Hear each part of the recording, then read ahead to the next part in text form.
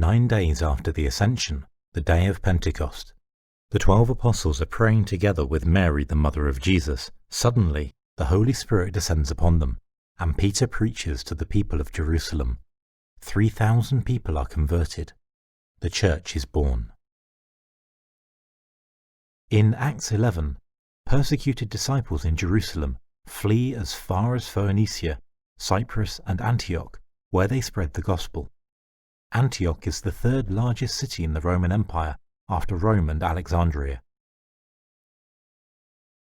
In Acts 13 and 14, Paul and Barnabas spread the gospel in Cyprus, Pamphylia, and southern Galatia. Following the Council of Jerusalem in Acts 15, Paul sets out on his second missionary journey from Antioch, preaching the gospel in his native Cilicia before moving on to Macedonia and Greece. On his return home, he visits Ephesus, the largest city in the Roman province of Asia in modern-day Turkey, and the fourth largest city in the Roman Empire.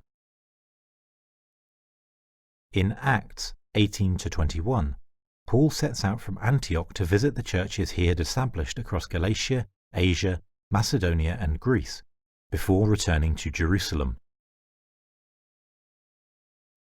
In Acts 27, Paul is taken under guard by Roman soldiers from Judea to Rome.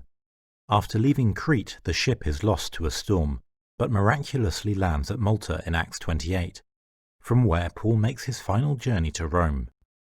The narrative history of the Bible ends in Acts 28 with Paul teaching the faith in Rome. Tradition tells us of the journeys of the other apostles. St. James, the older brother of John the Evangelist, preaches the gospel in Spain.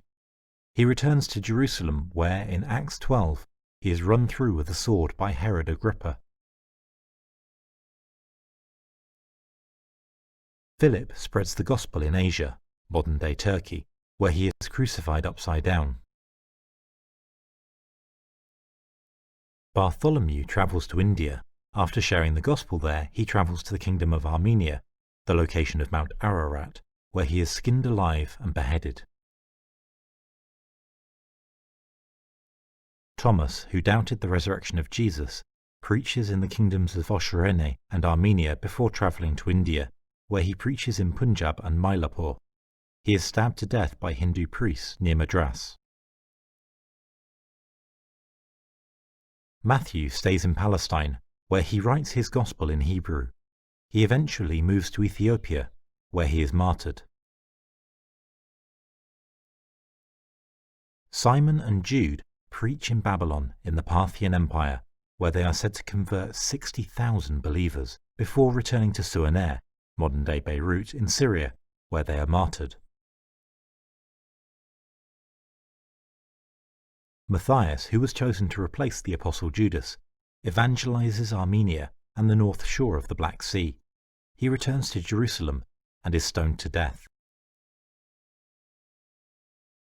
St. James the Just stays in Jerusalem and prays in the temple every day. Finally, an angry mob throws him off the top of the temple and stones and clubs him to death. Shortly thereafter, Jerusalem revolts against the Roman Empire. The armies of Vespasian march on Jerusalem and completely destroy it, including the temple, in 70 AD. Andrew, the brother of Simon Peter, spreads the gospel as far north as Crimea and present-day Ukraine, before preaching in Byzantium, present-day Constantinople, and finally arriving at the city of Petrae, in the province of Achaia, present-day Greece, where he is crucified on an X-shaped cross, as he deemed himself unworthy to be crucified on the same type of cross as Jesus. Simon Peter leaves Jerusalem following the council in Acts 15 and becomes the first bishop of Antioch. He then preaches in Asia before arriving in Rome. Simon Peter sends his disciple Mark the Evangelist to Alexandria, Egypt, the second largest city in the world. Mark becomes Alexandria's first bishop.